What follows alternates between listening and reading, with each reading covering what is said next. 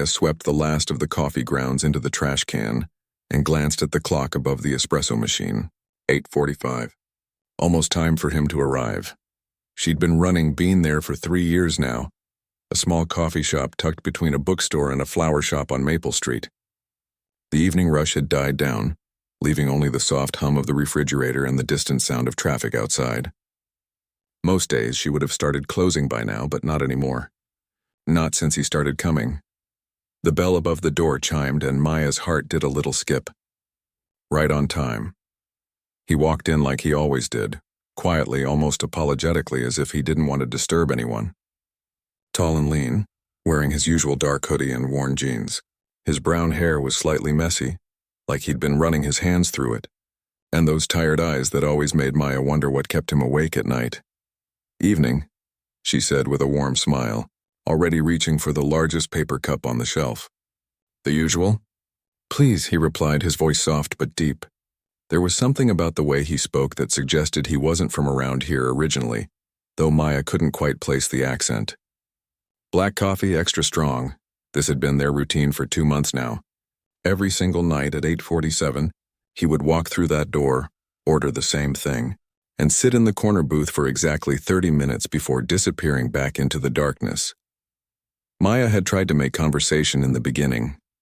She'd ask about his day, comment on the weather, or mention something interesting that had happened at the shop. He would respond politely but briefly, always seeming lost in his own thoughts. Not rude, just distant, like his mind was somewhere else entirely. Tonight felt different, though. As Maya ground the coffee beans, she noticed he was watching her more intently than usual. When she glanced up, he quickly looked away, pretending to study the menu board on the wall, the same menu he'd seen every night for weeks. "You know," Maya said as she poured the hot water over the grounds, "I don't think I've ever seen you order anything else. Don't you ever get tired of plain black coffee?" He shrugged, a small smile tugging at the corner of his mouth. "I guess I'm a creature of habit." "Nothing wrong with that," Maya replied, securing the lid on his cup. "My grandmother always said that consistency is underrated in this world." Something flickered in his eyes at the mention of her grandmother. "She sounds wise." She was. "She's the one who taught me how to make coffee properly. Said it was an art, not just a job." Maya slid the cup across the counter. "That'll be $4.50. He handed her a $10 bill like he always did. "Keep the change." Maya had tried to refuse the large tip in the beginning, but he would just leave it on the counter and walk away. $5.50 every night, more than most people made in tips during an entire shift. As he settled into his usual booth, the one in the far corner with a clear view of both the door and the street, Maya found herself stealing glances at him while she cleaned up. There were things about him that didn't quite add up, small details that nagged at her curiosity. His clothes were simple and worn, but they fit him perfectly in a way that suggested they were expensive. His sneakers looked ordinary until you noticed they were the kind that cost more than most people's rent. And then there was that watch, just a glimpse of it when his sleeve rode up as he lifted his coffee cup. Maya didn't know much about luxury brands, but she knew enough to recognize when something cost more than her monthly income. But it wasn't just the money hints that intrigued her, it was the way he carried himself. Despite the tired eyes and casual clothes, there was something about his posture that suggested he was used to being in charge. The way he observed everything around him, always alert, always aware, like someone who was constantly making decisions even when he was trying to relax. Maya finished wiping down the counter and decided to be brave. She poured herself a cup of chamomile tea and walked over to his table. "Mind if I sit?" she asked. "It's been a long day and I could use a few minutes off my feet." He looked surprised but gestured to the seat across from him. "Of course." Up close, Maya could see the exhaustion in his face more clearly. There were dark circles under his eyes, and lines of stress around his mouth that seemed too deep for someone who couldn't be much older than her 30 years. "I'm Maya, by the way," she said, realizing they'd never actually introduced themselves despite seeing each other every night for 2 months. "Alex," he replied, then paused as if he wasn't sure he should have said that much. "Nice to finally know your name. I was starting to think of you as coffee guy in my head." That earned her a genuine smile, and Maya felt a flutter of satisfaction. He had a nice smile when he actually used it. "Sorry, I'm not much of a talker," Alex said, staring down at his cup. "It's nothing personal." Long days at work? Maya asked gently. Alex's jaw tightened slightly. Something like that. They sat in comfortable silence for a few minutes, Maya sipping her tea and Alex lost in whatever thoughts occupied his mind every night. Outside, the streetlights had come on, casting long shadows across the sidewalk. Do you have family? Maya found herself asking, then immediately felt embarrassed by her boldness. Sorry, that's none of my business. It's okay, Alex said quietly. I have a daughter. She's 8. That's a wonderful age. I bet she keeps you busy. For the first time since Maya had known him, Alex's expression became truly soft. She does. She's everything to me. Is that why you look so tired? Up all night helping with homework and dealing with bedtime battles? Alex's smile faded. Not exactly. She's usually asleep by the time I get home from work most nights. There was something in his voice, a kind of sadness that made Maya's heart ache. That must be hard, missing so much of her evening routine. It is, he admitted, then seemed to catch himself. But that's just how it is right now. Maya wanted to ask more, but something in Alex's posture told her she'd already pushed far enough. He finished his coffee in silence, and she watched as he checked his phone for the time. 30 minutes, just like always. I should go, he said, standing up. Thank you for the conversation, Maya. It was nice. Same time tomorrow? Maya asked, though she already knew the answer. Same time tomorrow, Alex confirmed. He paused at the door, looking back at her with an expression she couldn't quite read. Be careful walking to your car tonight. It's getting late. And then he was gone, disappearing into the night like he always did, leaving Maya with more questions than answers. As she locked up the shop, Maya found herself wondering about Alex's daughter. What was she like? Did she know her father spent his evenings in a coffee shop, looking like he was carrying the weight of the world? Did she wonder where he went after she fell asleep? Across town, in a mansion that Maya would never have imagined, 8-year-old Lily was asking her nanny the exact same question. The next evening started like any other. Maya had spent the day serving regular customers, chatting with Mrs. Peterson about her grandson's soccer games, and helping college students find quiet corners to study. By 8:30, the shop was nearly empty except for a young couple sharing a piece of chocolate cake in the window booth. Maya glanced at the clock. 17 minutes until Alex arrived. She found herself looking forward to their brief conversations more than she cared to admit. Last night had been the first time he'd really opened up, even just a little, and she hoped he might do it again. She was refilling the sugar dispensers when disaster struck. The espresso machine, her pride and joy and the heart of her business, made a horrible grinding noise followed by a series of angry beeps. Steam hissed from somewhere inside, and then everything went quiet. No, no, no, Maya muttered, frantically pressing buttons. Nothing happened. The machine's display screen showed a confusing series of error codes that might as well have been written in a foreign language. The couple at the window booth looked over with concern. Everything okay? The young man asked. Just some technical difficulties, Maya said, trying to keep the panic out of her voice. This machine had cost her more money than she'd wanted to spend. Money she'd borrowed from her savings account with the promise to herself that it would pay for itself within 2 years. If it was broken, she couldn't afford to fix it, let alone replace it. She tried turning it off and on again, the solution that worked for most electronic problems in her experience. The machine hummed to life for a moment, then made that awful grinding sound again before shutting down completely. The bell above the door chimed, and Maya's heart sank. 8:47 exactly. Alex walked in looking the same as always, but tonight Maya would have to disappoint him. I'm so sorry, she said before he could even approach the counter. The espresso machine just died and I can't make your coffee. There's a 24-hour diner about 6 blocks east, or there's a gas station with decent coffee about... Hey, Alex interrupted gently, holding up his hands. It's okay. These things happen.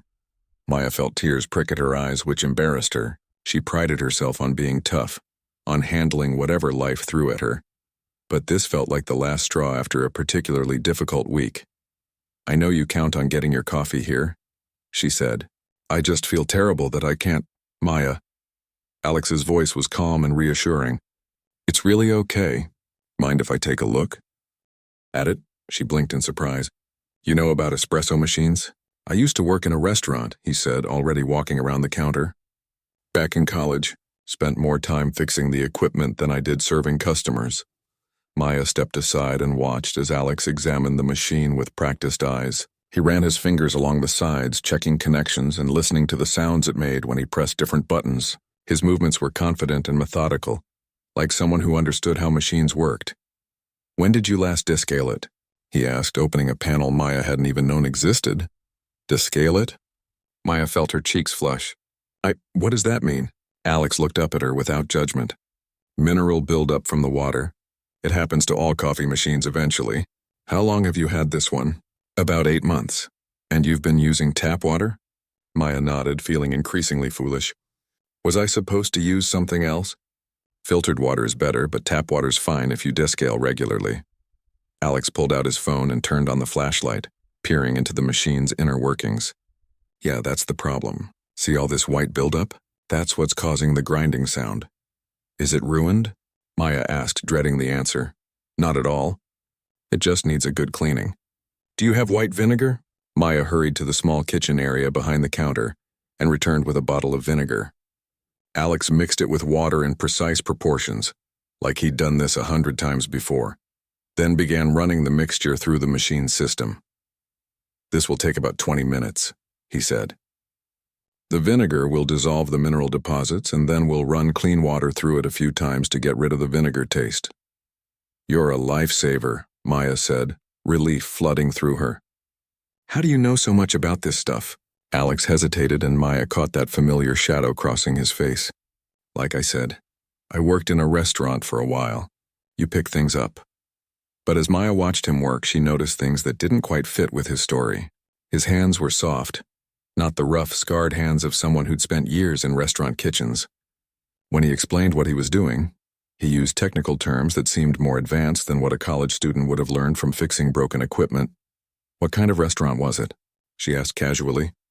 "Just a small place," Alex said, not meeting her eyes. "Nothing fancy." While the vinegar mixture worked its magic, Maya's point-of-sale system decided to join the rebellion. The tablet that processed credit card payments froze in the middle of updating, leaving her unable to charge customers or access any of her sales data. "This is not my night," Maya said, staring at the frozen screen in frustration. Alex glanced over at the tablet. "What's wrong with it?" "It's stuck.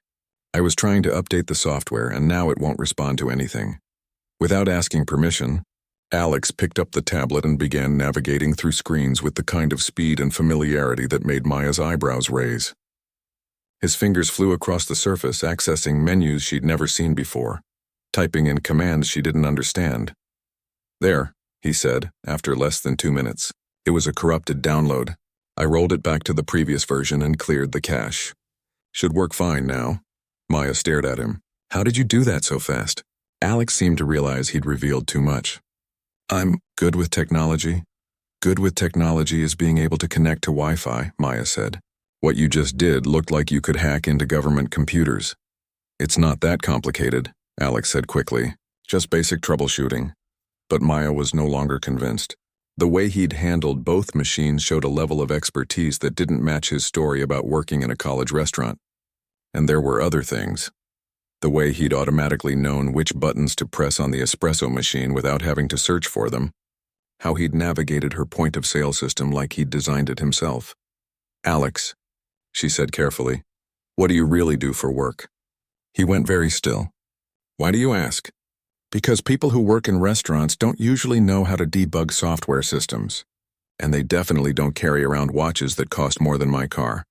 Alex looked down at his wrist where his sleeve had ridden up during his work on the machines. The expensive watch gleamed in the shop's warm lighting, impossible to deny or explain away. "It's complicated," he said finally. "Most things are," Maya replied. "But that doesn't mean they can't be explained." The espresso machine beeped, indicating that the descaling cycle was complete. Alex moved to rinse it with clean water, clearly grateful for the distraction. "You don't know me very well," he said quietly as he worked. "Maybe it's better that way. Maybe it's not," Maya said. "Maybe I'd like to know you better." Alex paused, his hands stilling on the machine's controls.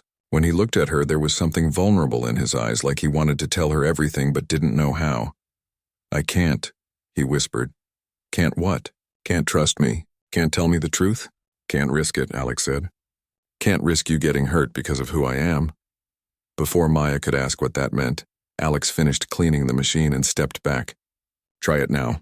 Maya pressed the buttons and the espresso machine hummed to life, working perfectly.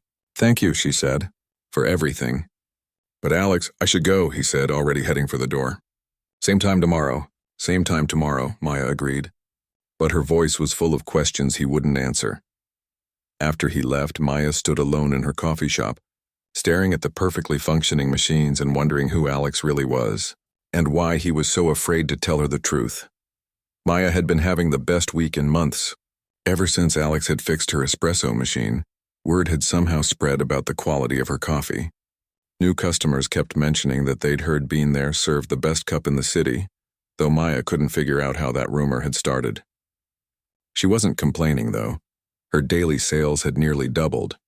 She was humming while she restocked the pastry case when her landlord, Mr. Hoffman, walked through the door with a grim expression and a manila envelope in his hand.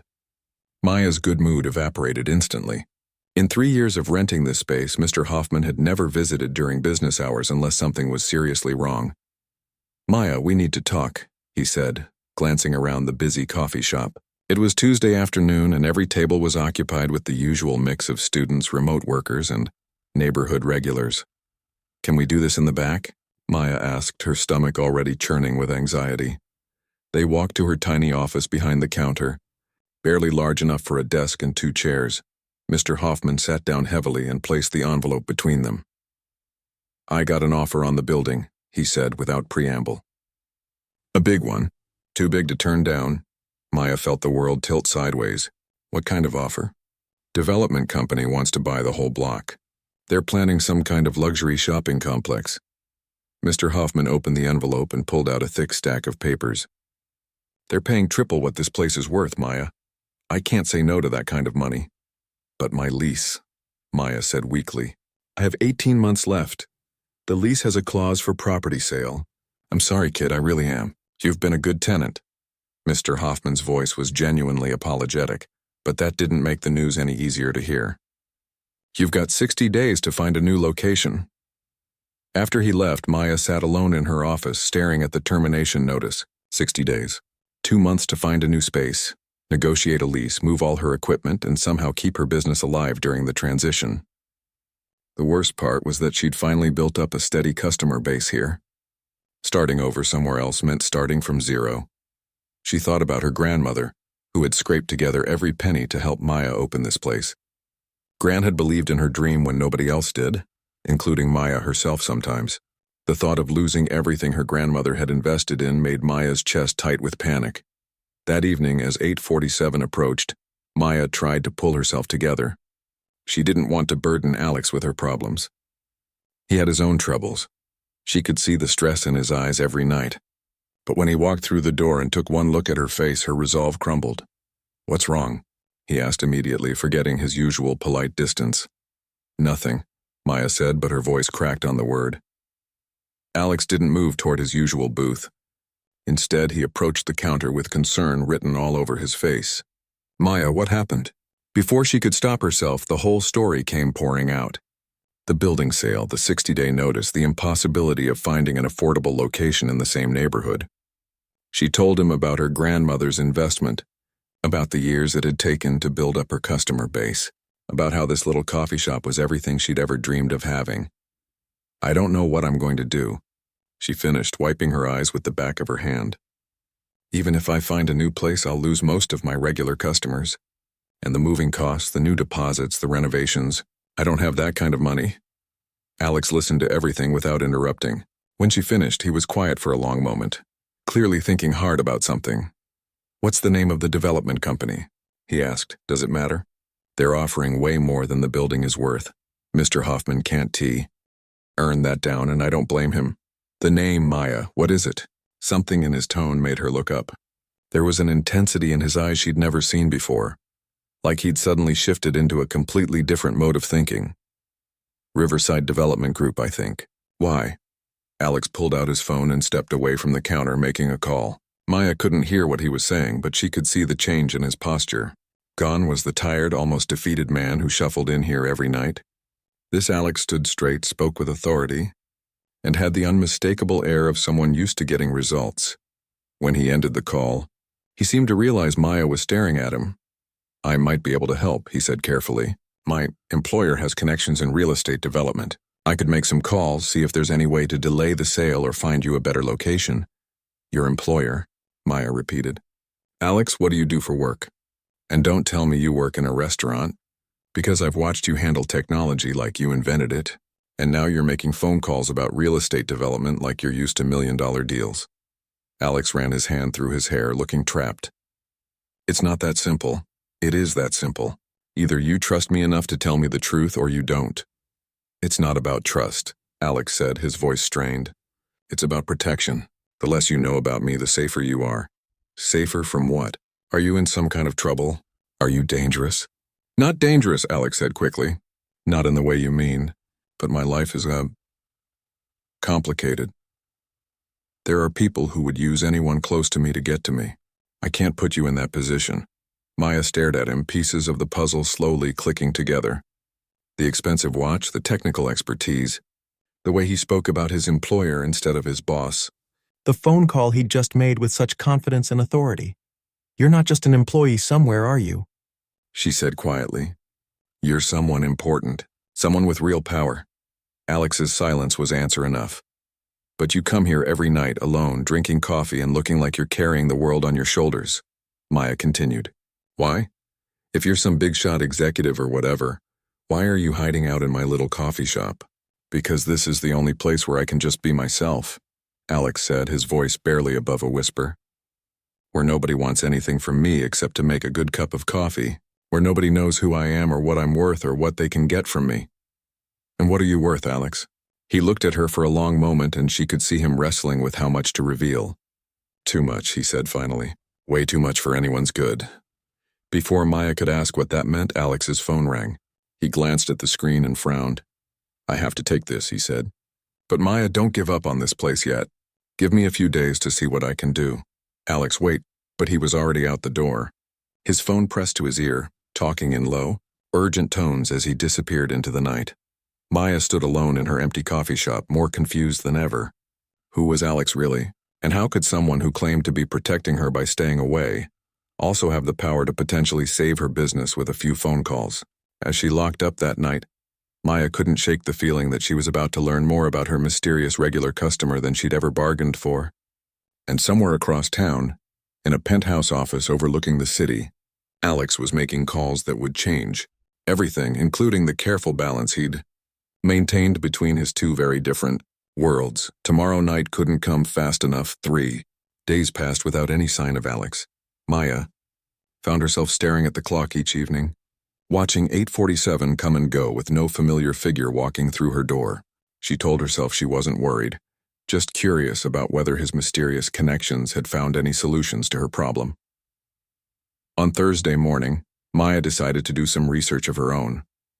She Googled Riverside Development Group and spent an hour reading about their various projects around the city: luxury condos, high-end shopping centers, office buildings that cost more than most people would see in a lifetime. The company's website was full of glossy photos and corporate speak, but one thing caught her attention. They specialized in acquiring entire city blocks, not just individual buildings. Maya's heart sank as she realized this meant the bookstore next door and the flower shop on the other side were probably getting the same news she'd received. Mrs. Chen, who ran the flower shop, had been there for 15 years. This whole section of Maple Street was about to disappear. That afternoon, while Maya was serving coffee to her usual crowd of laptop-wielding customers, she overheard 2 men in expensive suits talking at a corner table. "The Chen project is moving faster than expected," one of them was saying. "We should have all the property secured within the month." Maya's ears perked up. Chen project? That was an odd coincidence considering Mrs. Chen owned the flower shop. "What about the coffee shop?" the second man asked. "Any resistance there?" "The owner's been given notice. She'll be out in 2 months whether she likes it or not." Maya felt her cheeks burn. They were talking about her like she was just an obstacle to be removed. She grabbed a coffee pot and walked over to their table, forcing a smile. "More coffee?" she asked sweetly. "Sure," the first man said without looking up from his papers. As Maya poured, she tried to get a look at the documents spread across their table. Most of it was legal language she couldn't understand, but she clearly saw building plans, architectural drawings, and what looked like financial projections with numbers that made her dizzy. "Excuse me," she said as casually as she could manage, but I couldn't help overhearing. "Are you guys working on the new shopping center that's going in around here?" The men looked up at her with mild interest. "That's right," the second one said. "Riverside Development. It's going to be a beautiful addition to the neighborhood." "I'm sure the people who live and work here now would disagree," Maya said, her fake smile slipping. The first man shrugged. "Progress always comes with some sacrifices, but the jobs and tax revenue this project will bring to the city far outweigh any temporary inconvenience to a few small businesses." Temporary inconvenience. Maya bit her tongue to keep from saying what she really thought about that phrase. "Well," she said instead, "I hope your boss knows that some of us won't go quietly." "Trust me," the second man said with a condescending smile. "Our CEO doesn't concern himself with individual complaints. Alexander Chen has bigger things to worry about than one little coffee shop." Maya nearly dropped the coffee pot. "Alexander Chen? You know him?" the first man asked, looking surprised. No, I just thought I recognized the name." Maya walked back to the counter on unsteady legs, her mind racing. Alexander Chen. Alex. It couldn't be a coincidence, could it? But Chen was a common name, and Alexander could be shortened to Alex. Or it could be shortened to... She grabbed her phone and searched for Alexander Chen CEO. The first result made her stomach drop to her feet. There, staring back at her from her phone screen, was a professional headshot of the man she knew as Alex. Younger looking, wearing an expensive suit instead of a hoodie, but definitely the same person. The article was from a business magazine calling him the Billionaire Boy Wonder and discussing his rise to become one of the youngest CEOs of a major development company. Alexander Chen, age 31. Net worth estimated at over $2 billion. Known for his aggressive acquisition strategies and luxury development projects. Recently divorced, primary custody of one daughter. Maya felt sick. The man who came to her coffee shop every night, who had fixed her espresso machine and listened to her problems, who she had started to care about. He was the same person who was destroying her life. She looked up to find the two men watching her with curious expressions. "Everything all right?" one of them asked. "Fine," Maya managed to say. Just fine, but it wasn't fine. Nothing about this was fine. For 2 months, Alex had sat in her coffee shop, pretending to be just another customer, while his company planned to tear down everything she'd worked for. Had he been laughing at her this whole time? Was her little coffee shop just entertainment for a bored billionaire? Maya spent the rest of the day in a haze of anger and betrayal. Every conversation they'd had replayed in her mind, taking on new, horrible meaning. His expensive watch, his technical knowledge, the confident phone call he'd made about her situation. It all made sense now. He hadn't been trying to help her through connections. He was the connection. He was the person with the power to save or destroy her business, and he'd chosen to destroy it while pretending to care about her. At 8:47 that evening, Maya was ready for him. The bell chimed and Alex walked in looking more tired than usual. There were dark circles under his eyes and his shoulders seemed to carry an extra weight of exhaustion. "Maya," he said, approaching the counter with what looked like relief. "I've been trying to find a way to..." "Alexander Chen," Maya said quietly. Alex stopped walking.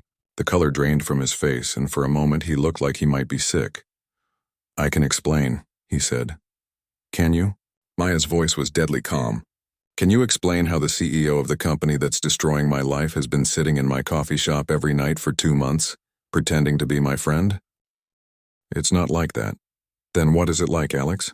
Or do you prefer Alexander, Mr. Chen? What should I call the billionaire who's been slumming it with the poor coffee shop owner?" "Maya, please. You don't understand." "I understand perfectly." Maya's voice was rising now and the few remaining customers were starting to stare. "I understand that you've been playing some sick game with me." "What was this entertainment? A way to pass time while your lawyers drew up the paperwork to kick me out?" "No," Alex said, stepping forward with desperation in his eyes. "That's not what this was. That's not what you are to me." "Then what am I to you, Alexander? Because from where I'm standing it looks like I'm just another piece of property you're acquiring." The bell above the door chimed again. and Maya looked up to see the two men from earlier walking in, along with a woman in a sharp business suit. They stopped short when they saw Alex. "Mr. Chen," one of the men said in confusion. "We didn't expect to see you here." Maya watched Alex's face transform. Gone was the vulnerable, tired man she'd been yelling at. In his place stood someone she'd never seen before, confident, authoritative, and suddenly every inch the billionaire CEO the articles had described. Davis. Richardson. Alex's voice was different too, cooler and more controlled. "What are you doing here?" "We were just checking on the Maple Street properties," the woman said, her eyes darting between Alex and Maya, making sure there are no complications with the timeline. Maya saw Alex's jaw clench. "And are there complications?" "Nothing we can't handle," Davis said. "The coffee shop owner seems a bit resistant, but she'll come around once she realizes she doesn't have a choice." "Is that right?" Alex said, his voice dangerously quiet. Maya found her voice. "Get out." Everyone turned to look at her. "All of you," she said, her voice shaking with fury. "Get out of my shop now." "Maya," Alex started. "Get out," she screamed. "I don't want to see any of you ever again." The business people looked confused, but they could see the writing on the wall. They mumbled apologies and headed for the door. Alex lingered, looking at Maya with pain written all over his face. "Maya, please, let me explain. It's not what you think." "I know exactly what I think," Maya said, tears streaming down her cheeks. "I think you're a liar. I think you're cruel. And I think you should leave before I call the police." Alex stood there for a moment longer, looking like he wanted to say something else. Then his shoulders sagged in defeat and he walked out the door. Maya sank down behind the counter and sobbed, her heart breaking for the man she thought she'd known, and for the future she'd just watched walk out the door forever. For 5 days, Maya refused to answer her phone, ignored the knocks on her apartment door, and kept the coffee shop closed. She couldn't bear the thought of facing customers, of pretending everything was normal when her whole world had been turned upside down.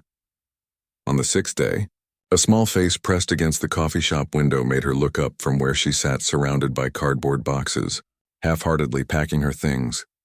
A little girl with dark hair and curious eyes was cupping her hands against the glass, trying to see inside. She looked about 8 years old, and something about her seemed familiar, though Maya was sure she'd never seen her before. Maya unlocked the door.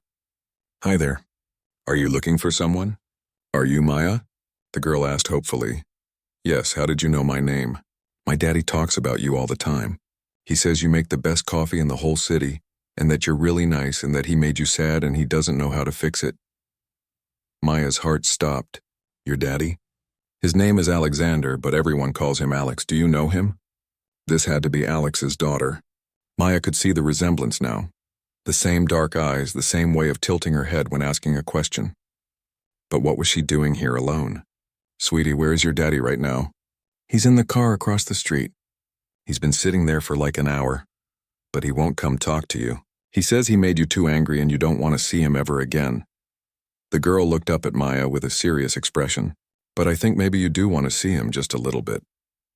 Maya looked across the street and saw Alex's familiar figure slumped in the driver's seat of a black sedan. Even from this distance, she could see the defeat in his posture. "What's your name?" Maya asked the little girl. "Lily. Lily Chen. Are you really going to close your coffee shop forever?" "I might have to. It's complicated grown-up stuff." "Daddy says everything is complicated grown-up stuff when he doesn't want to explain it to me." Lily stepped into the coffee shop and looked around at all the boxes. "But I think some things are actually pretty simple." "Like what?" "Like my daddy has been really sad for a really long time, even before my mom moved away. But then he started coming here every night, and when he came home, he wasn't as sad anymore. He would tell me stories about the nice lady who made coffee and how her shop felt like home." Maya felt her throat tighten. "He told you about me?" "All the time. He said you were brave for starting your own business and smart and funny, and that you cared about people." Lily sat down on one of the packed boxes. "But then last week he got really sad again, even sadder than before. He won't tell me why, but I heard him on the phone saying he ruined everything." "Lily, your daddy didn't tell you the whole story. He's not just someone who drinks coffee here. He's the person whose company is making me close my shop." Lily nodded. "I know, he told me." Maya blinked in surprise. "He did?" He said his work was going to hurt someone he cared about, and he didn't know how to stop it without making other people mad. He said grown-ups sometimes have to make choices where everybody gets hurt no matter what they do. And what did you tell him? Lily shrugged with the wisdom of an 8-year-old. I told him that if he really cares about you, he should pick you. Because money and buildings don't give hugs, but people do. Before Maya could respond, the door opened and Alex walked in, looking panicked. Lily, you can't just run off like that.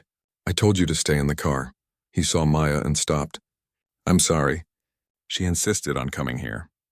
I tried to explain that you don't want to see us, but she... Daddy, you're being dumb, Lily said matter-of-factly. Maya wants to see you. Look, she's not yelling. Alex looked at Maya uncertainly. I don't blame you for hating me.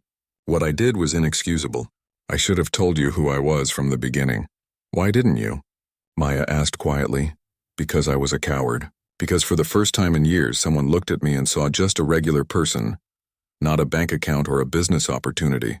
Do you have any idea how rare that is? Maya watched him struggle with the words, saw the genuine pain in his eyes. This wasn't the confident CEO she'd glimpsed that night. This was the tired, lonely man who had sought refuge in her coffee shop. The development project, she said. Is it still happening? No, Alex said firmly. I called it off the morning after you found out who I was. Took a huge financial loss, but I don't care. The building is safe, Maya. Your coffee shop is safe. Maya stared at him. You canceled a multi-million-dollar project? It was the right thing to do. I should have done it the moment I realized what was happening. But I was trying to find a way to protect the company and save your shop. I thought I could fix everything without anyone getting hurt. What about your business partners? Your investors? Alex ran his hand through his hair, a gesture Maya had seen many times before. Let's just say I'm not very popular in the boardroom right now. But that's my problem, not yours. Lily tugged on Maya's sleeve. See? I told you he picked you. Maya looked down at the little girl, then back at Alex. Why did you really come to my coffee shop every night? At first, it was just convenient. It was close to Lily's school, and I could grab coffee while she was at her evening activities. But then, Alex's voice got softer. Then it became the best part of my day. 30 minutes where I could just be normal. Where someone talked to me about coffee beans and broken equipment instead of stock prices and profit margins. You were lonely, Maya realized. Desperately lonely. My divorce was ugly. The company consumes every minute of my life, and Lily is the only good thing I have left. But even with her, I felt like I was failing as a father because I was always working, always stressed, always dealing with some crisis. Maya felt her anger beginning to fade, replaced by something else entirely. Understanding, maybe, or recognition of the pain she'd seen in his eyes every night but never fully understood. The night you helped fix my espresso machine, she said. You were happy then. I felt useful in a way. That had nothing to do with money or power, just helpful. Like, I was making your day a little bit better instead of making someone else's day worse for profit. Lily had been listening to this conversation with the serious attention of a child trying to understand adult emotions. Maya, she said finally, are you going to forgive my daddy? Maya looked at this little girl who had somehow inherited all of her father's best qualities. His kindness, his directness, his way of cutting through complicated situations to find simple truths. I think I already have, Maya said softly. Alex's eyes filled with relief. Does this mean, could we maybe start over? I know I don't deserve it, but no starting over, Maya interrupted, and Alex's face fell. I don't want to start over, Alex. I want to keep going from here.